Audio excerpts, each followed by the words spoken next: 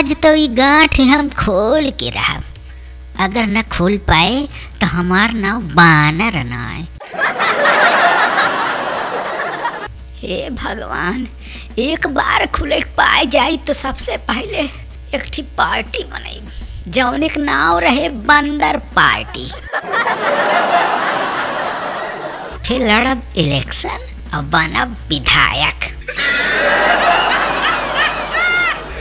अगर विधायक बन गए तो एक एक जनक देख ले, ऐस करब, गाड़ी बंगला नौकर चाकर और एक ठी सुंदर लुगाई। हे भगवान, हाँ वही कि ना एक ठी मेहरारू चाही, बड़ी चनफियन बा भाई।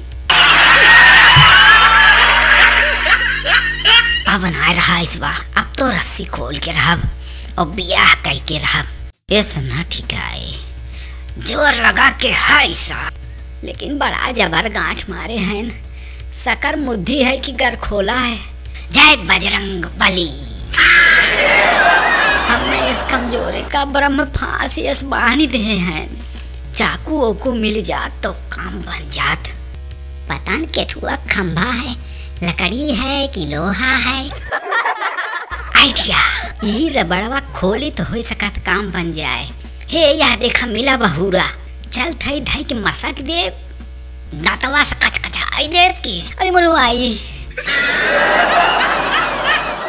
न तबे उखाड़े उखड़ी, न अबे उखाड़े उखड़ी।